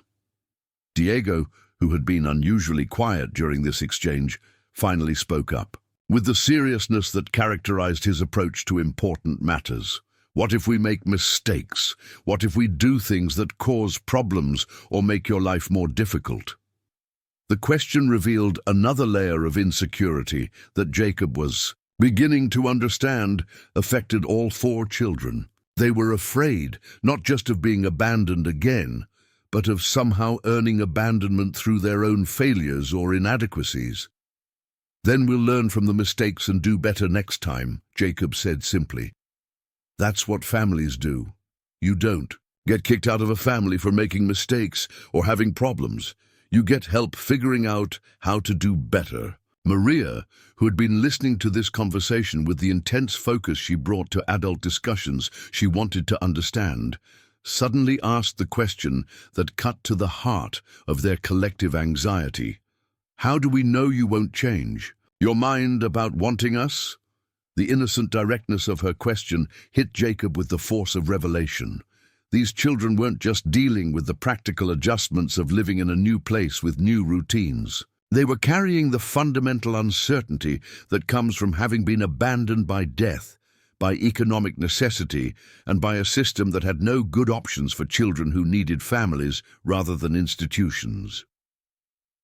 Jacob pushed back from the table and walked to a wooden chest that sat beneath one of the front windows. He returned with a leather folder containing legal documents that he spread on the table where all 4 children could see them clearly. "These are adoption papers," he said quietly. "I started the process last week with a lawyer in Tucson. When they're complete, you won't be the Martinez children staying temporarily with Jacob Thornfield. You'll be Diego, Sophia, Maria, and Carlos Thornfield permanently and legally." The silence that followed was profound, filled with emotions too complex for immediate expression. Sophia's eyes filled with tears that she didn't try to hide, while Diego stared at the documents as if trying to absorb their reality through visual intensity. Maria reached out tentatively to touch the papers, as if confirming their physical existence. Carlos, despite his earlier illness, seemed to grasp the significance of the moment. "We'll have the same name as you?" he asked, his young voice carrying a wonder at the concept. "If you want to," Jacob replied, "the choice is yours. But yes, you'll be Thornfields, with all the rights and protections that come with being part of a legally recognized family." The transformation wasn't immediate or complete. Years of uncertainty and loss couldn't be erased by legal documents or verbal reassurances. But Jacob could see something shift in their postures, some fundamental tension beginning to ease as they processed the reality that their situation was becoming permanent rather than temporary. Over the following weeks, the daily routines of ranch life began to establish themselves in ways that accommodated both the practical needs of the operation and the developmental requirements of 4 children learning to trust in their own security. Diego's enthusiasm for ranch work was channeled into age-appropriate tasks that taught him skills without exposing him to unnecessary dangers. Sophia gradually learned to share responsibilities rather than carrying them alone, accepting help with household management while maintaining her natural leadership abilities. Maria discovered a talent for animal care that went beyond simple affection, demonstrating an intuitive understanding of horse behavior that impressed even Jacob's experienced ranch hands when they came for seasonal work. Carlos, once his respiratory issues were properly managed, revealed himself to be a natural student whose quick mind absorbed everything from reading lessons to basic arithmetic with encouraging speed. The schoolhouse in Millbrook proved to be a revelation for all four children, but particularly for Diego and Sophia, whose intellectual abilities had been suppressed by their focus on survival. The teacher, Miss Elizabeth Hartman, was a young woman who had come west with progressive ideas about education and the individual potential of every student. She quickly recognized the exceptional circumstances that had shaped the Thornfield children and adapted her instruction to help them catch up on the formal learning they had missed. But perhaps the most significant change was in Jacob himself, who found that the daily responsibilities of fatherhood were reshaping his understanding of what mattered in life. The solitary pursuits that had once defined his existence were gradually being replaced by shared activities that created bonds, stronger than mere legal obligation. Evening conversations around the dinner table became forums for discussing everything from ranch business to philosophical questions about fairness, responsibility, and the nature of family relationships. Weekend projects that involved all five family members working together to improve some aspect of the ranch created memories and inside jokes that would bind them together for years to come. The healing process wasn't linear or without setbacks. There were days when old fears resurfaced, when the children's protective instincts would override their growing trust in their security. There were moments when Jacob's inexperience led to misunderstandings or decisions that required adjustment and discussion, but with each passing week, the Thornfield family became more real, more solid, more capable of weathering the inevitable challenges that life would bring their way. Four children who had learned to expect nothing were discovering that they deserved everything, and a man who had convinced himself that independence was preferable to connection was learning that some of life's greatest rewards came not from what you could achieve alone, but from what you could build together with people who had become as essential as breathing itself. 5 years had transformed the Thornfield Ranch from a solitary man's refuge into something that resembled a small community. The main house had been expanded with a new wing that included a proper study where 17-year-old Sophia could pursue her correspondence courses with the Territorial Teaching College, and a workshop where 15-year-old Diego could practice the advanced carpentry skills he had inherited from his father and refined under Jacob's patient guidance. The barn had grown as well, accommodating not just the original horses and cattle, but also the small herd of sheep that 13-year-old Maria had convinced Jacob to acquire after demonstrating her remarkable ability to manage livestock with a combination of patience and intuitive understanding. 11-year-old Carlos had claimed a corner of the barn for his growing collection of books, creating a reading space where he could pursue his voracious appetite for learning while remaining close to the animals he had come to love almost as much as his studies. But the most significant changes weren't visible in the buildings or the expansion of their operations. They lived in the easy confidence with which the 4 Thornfield children moved through their world, no longer careful visitors in someone else's space, but full partners in a family enterprise that had grown to serve the broader community as well as their own needs.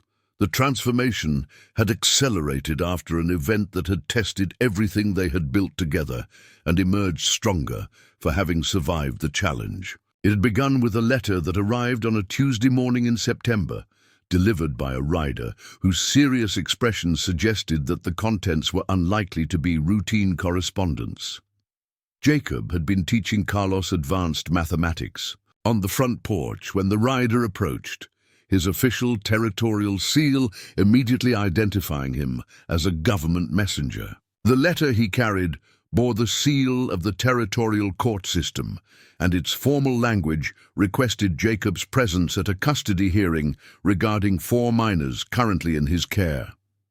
The legal challenge had come from an unexpected source: Jerome Martinez, the uncle whose existence had been used to justify Harrison Blake's attempted kidnapping years earlier. Unlike Blake's fabricated claims, Jerome Martinez was indeed a real person with legitimate blood relation to the 4 children. More problematically, he had apparently overcome whatever personal difficulties had prevented him from claiming them initially, and was now petitioning the territorial courts to reverse the adoption and place his nieces and nephew in his custody. The hearing was scheduled for 3 weeks from the date of the letter, to be held in the territorial courthouse in Phoenix. Jacob would be required to appear with all 4 children, and the court would make a final determination about their permanent custody based on evidence presented by both parties.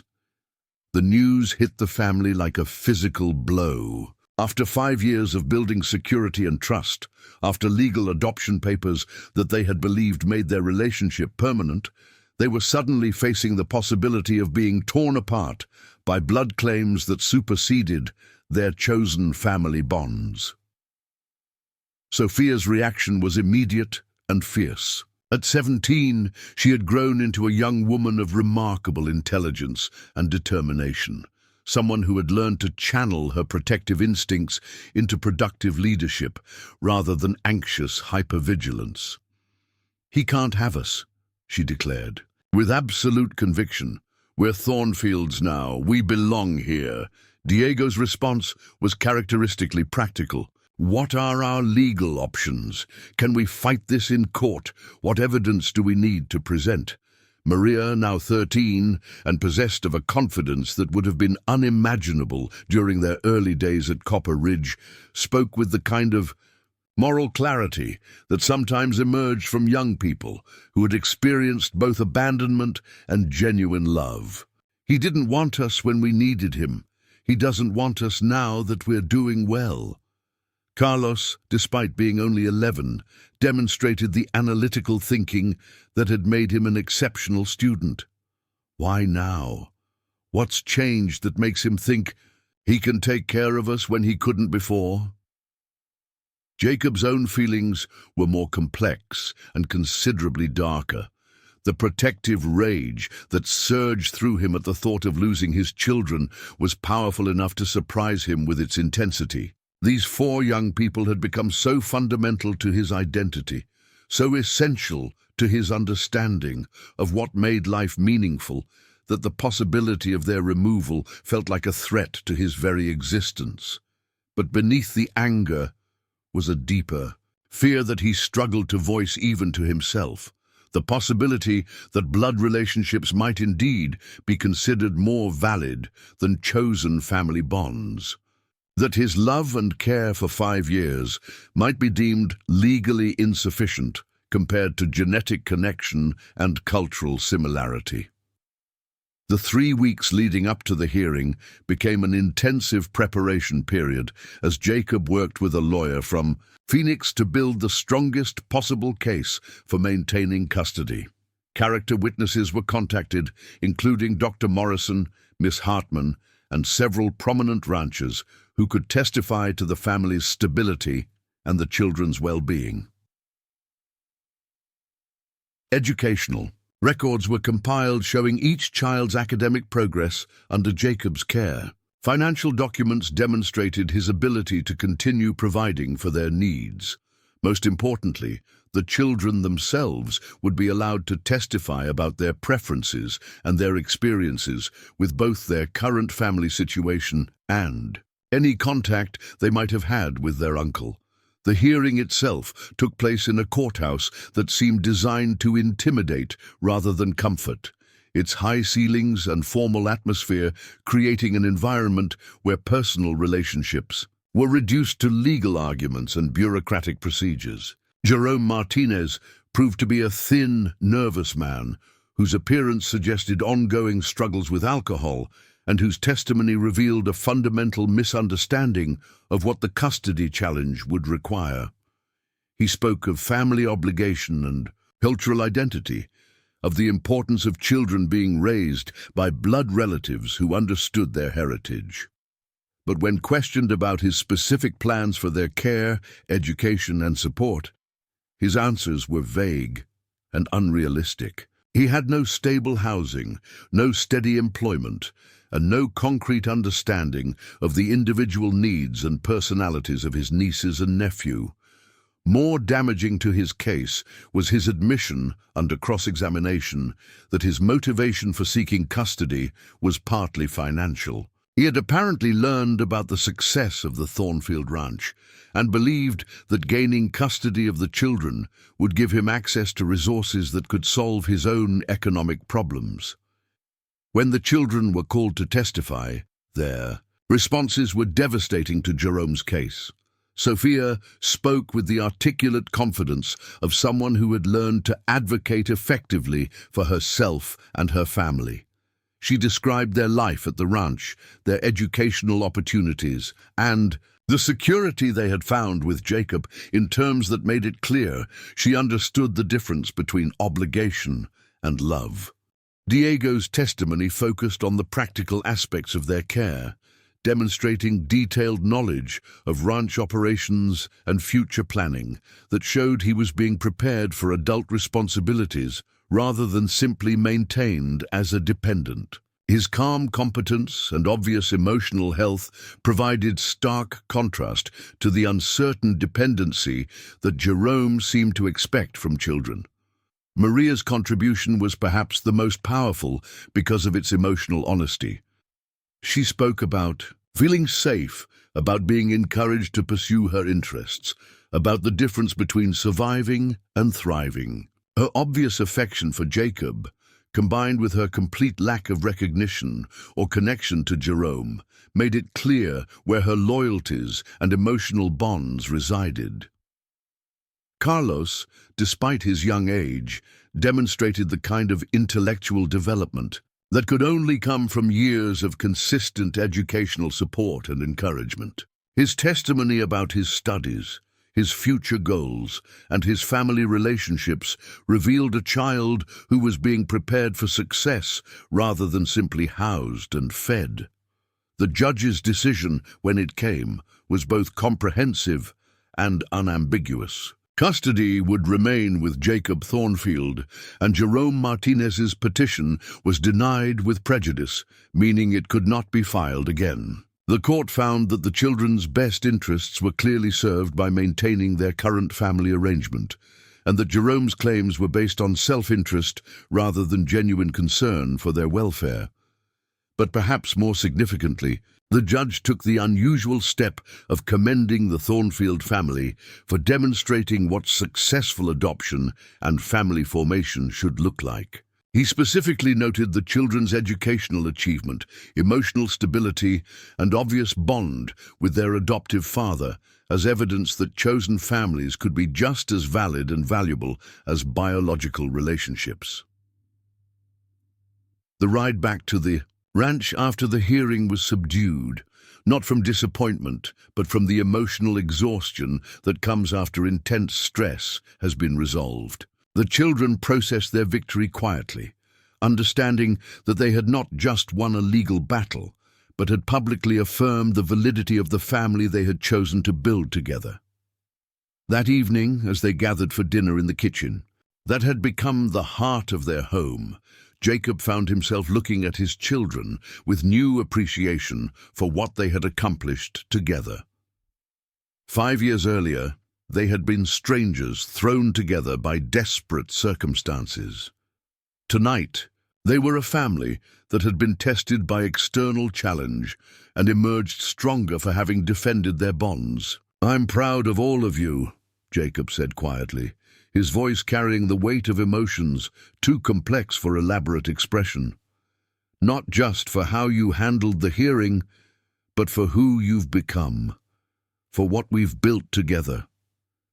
Sophia, now preparing to leave for Teachers' College in the fall, but planning to return to help establish a proper school in their county, smiled with the confidence of someone who knew her place in the world. "We're proud of you too, Papa, for taking a chance on 4 scared kids who didn't know how to trust anyone." Diego, who would soon be taking over much of the ranch's day-to-day operations while continuing his own education in agricultural management, nodded agreement. "You didn't just give us a home, you taught us how to make one." Maria, whose gift with animals had led to requests from neighboring ranches for her help with difficult livestock, added her own perspective. "You showed us that family isn't about where you come from, but about where you choose to belong." Carlos, already showing signs of the scholarly aptitude that would eventually take him to university and a career in law, spoke with the precision that characterized his approach to important matters. "You proved that love is stronger than obligation, that choosing to care about someone is more powerful than being required to care about them." As the evening progressed and the children went about their individual routines, Sophia reviewing lesson plans for her teaching practice, Diego studying cattle breeding manuals, Maria working on a needlepoint project that depicted their ranch, Carlos reading a book about territorial law, Jacob found himself on the front porch once again, looking out at land that had become more than property. The Thornfield Ranch had grown into something that served the broader community as well as their family. Sophia's teaching brought education to children throughout the county. Diego's innovations in ranch management were being adopted by neighboring operations. Maria's skill with animals had made her a valuable resource for the entire region. Carlos's academic achievements were inspiring other families to invest more seriously in their children's education. They had become what Jacob had never imagined possible, a family that strengthened not just its own members, but everyone around them. 4 children who had been told they were burdens had become young adults who contributed meaningfully to their community. A man who had convinced himself that independence was preferable to connection had learned that his greatest achievements were measured not by what he had acquired for himself, but by what he had given to others. The legal victory over Jerome Martinez had been satisfying, but the real triumph was visible in the daily life they had created together. Trust had replaced fear. Confidence had replaced desperation. Love had replaced mere survival. And perhaps most importantly, each member of the family had learned that their worth wasn't dependent on their usefulness, but simply on their existence as irreplaceable individuals who belonged exactly where they were. As Jacob prepared to go inside and join his family for their evening reading time, a tradition that had evolved from Carlos's love of books into a shared activity that brought them together each night, he reflected on the journey that had brought them all to this point. 5 years ago, 4 starving children had begged him not to leave them in the desert to die. Tonight, 4 thriving young adults were planning futures that included but extended beyond the ranch that had given them their foundation. They would always be Thornfields, would always carry the lessons they had learned about resilience and loyalty and the transformative power of unconditional love. But they were also becoming themselves, individual people with their own dreams, their own contributions to make, their own families to build someday. The greatest gift Jacob could give them was not just a safe place to grow up, but the confidence to leave that safety when they were ready and create their own versions of home in the wider world. The desert that had nearly claimed their lives had become the foundation for lives worth living. 4 children who had learned to expect nothing had discovered they deserved everything. And a man who had thought his story was already written had learned that the most important chapters sometimes began with a simple decision to stop and help, when help was needed. As the stars appeared in the clear Arizona sky, the Thornfield Ranch settled into the peaceful rhythms of a home where people belonged not because they had to, but because they chose to. And in that choice, repeated day after day, year after year, lay the true miracle of family, the transformation of strangers into something more precious than blood, more permanent than law, more powerful than any force that might try to tear it apart. But the evening held one more surprise that would add another layer to their already complex story. As Jacob prepared to call the children inside for their traditional reading time, he noticed a lone rider approaching in the distance, moving slowly through the gathering darkness with the careful pace of someone who had traveled far and was uncertain of their welcome. The visitor turned out to be Father Miguel, the circuit priest who had performed burial services for Roberto and Isabella Martinez 5 years earlier. Now in his 60s, the elderly clergyman had ridden 3 days to reach the Thornfield Ranch, carrying with him a worn leather satchel that contained items he had been saving for this precise moment. "I heard about the court hearing, Father," Miguel explained as Jacob welcomed him into the house and introduced him to the children. News travels quickly through these scattered communities, especially when it concerns families that people care about. The priest's presence stirred complex emotions in the 4 siblings. Father Miguel represented their last tangible connection to their birth parents and their life before the mining camp tragedy. Seeing him again brought back memories that had been carefully stored away during their years of building new identities. "As Thornfields, I have something that belongs to you," Father Miguel said gently, opening his satchel to reveal a collection of items that made Sophia gasp with recognition. There was Isabella's rosary, the one she had worn every day of her adult life, Roberto's woodworking tools, including the small carving knife he had used to create toys for his children, a bundle of letters that Roberto had written to Isabella during their courtship, tied with a faded blue ribbon. Most precious of all was a small wooden box that Roberto had crafted during Isabella's pregnancy with Carlos. Inside were locks of hair from each child's first haircut, baby teeth carefully wrapped in tissue paper, and small drawings that Sophia and Diego had made as very young children. It was a treasure trove of family memory that Father Miguel had salvaged from their abandoned cabin and kept safe through 5 years of uncertainty about their fate. "I've been wondering," Jacob said carefully, "if you might be interested in learning more about your parents' culture, their language, the traditions they would have passed down to you if they had lived longer." The suggestion sparked immediate interest from all 4 children, but particularly from Maria, who had always been the most curious about their family history. "Could we learn Spanish properly?" she asked. "Mama tried to teach us, but we were so young when she died." "And what about the stories Papa used to tell about his grandfather, who was a master carpenter in Mexico?" Diego added. "I remember fragments, but I wish I knew the whole history." Carlos, ever the scholar, was already thinking about the educational implications. "Are there books about Mexican history and culture that I could study? I want to understand where we came from, even though we're Thornfields now." Sophia's response was characteristically thoughtful and complex. "I want to honor our parents' memory and heritage," she said slowly, "but I also want to make sure we don't lose sight of who we've become here. We're Mexican Americans now, not just Mexican or just American. We're something new." Father Miguel nodded approvingly at her analysis. "That's exactly what your parents hoped for when they made the difficult decision to leave Mexico. They wanted you to carry the best of both cultures, to be bridges between worlds rather than strangers in either place." Jacob found himself moved by the priest's words and by his children's obvious hunger to understand their complete identity. "What would it take to help them learn what they want to know?" he asked Father Miguel.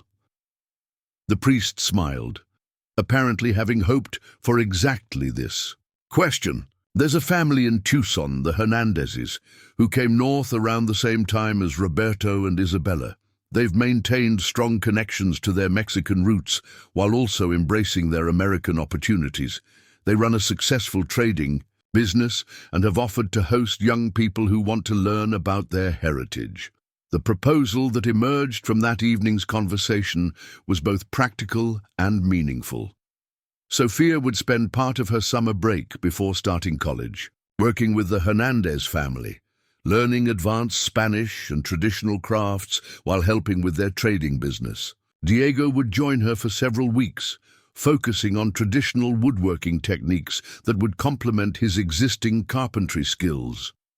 Maria would have the opportunity to learn about traditional Mexican approaches to animal husbandry and agriculture, knowledge that could enhance her already impressive abilities with livestock. Carlos would be able to access books and tutoring that would help him understand the historical and cultural context of his family's journey north.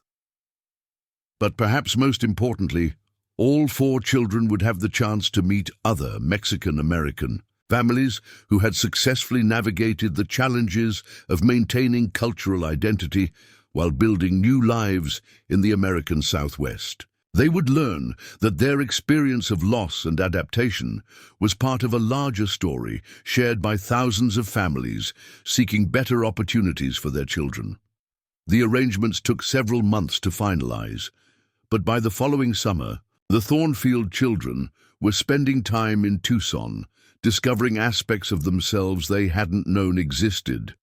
Sophia found that her natural teaching abilities were enhanced by understanding the educational traditions of both cultures. Diego discovered woodworking techniques that had been passed down through generations of Mexican craftsmen, adding new dimensions to his already impressive skills. Maria learned traditional songs and stories that helped her understand the deep connection between Mexican culture and the natural world, knowledge that informed her work with animals in ways she had never expected. Carlos immersed himself in the history and literature of Mexico, developing a scholarly interest that would eventually influence his career choices. When they returned to the ranch, they brought with them not just new knowledge and skills, but a more complete understanding of who they were and where they had come from. They were still Thornfields, still committed to the family they had built through choice and love. But they were also Martinez children, carriers of traditions and values that connected them to generations of ancestors who had faced their own challenges with courage and determination. The integration of their Mexican heritage into their American ranch life created something unique and beautiful. Traditional Mexican foods appeared on the dinner table alongside American staples. Spanish conversations were woven naturally into their English-speaking household. The workshop where Diego practiced his carpentry began to feature decorative elements that reflected Mexican artistic traditions. Most significantly, the children's expanded understanding of their own identity made them more confident and generous. In their interactions with other families in their community, they became cultural bridges, helping other Mexican-American families navigate the challenges of maintaining heritage while embracing opportunity. Their success served as an example of what was possible when children were given both security and freedom to explore all aspects of their identity. Years later, when visitors came to the Thornfield Ranch, they would find a family that embodied the best possibilities of American opportunity while honoring the rich traditions of Mexican culture. They would see children who had overcome abandonment and trauma to become confident, contributing members of their community. They would witness the proof that love and commitment could create bonds stronger than any biological or legal connection. The ranch itself had become a symbol of what could be accomplished when people chose to build rather than destroy, to include rather than exclude, to see difference as strength rather than threat. Neighboring families brought their children to learn from the Thornfield example, to see how diversity of background could enrich rather than complicate family life. Tomorrow would bring new challenges and new opportunities, as every day did on a working ranch.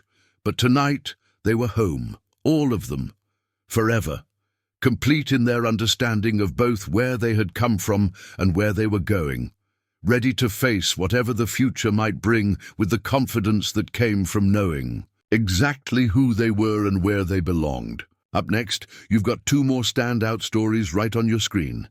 If this one hits the mark, you won't want to pass these up. Just click and check them out. And don't forget to subscribe and turn on the notification bell so you don't miss any upload from us.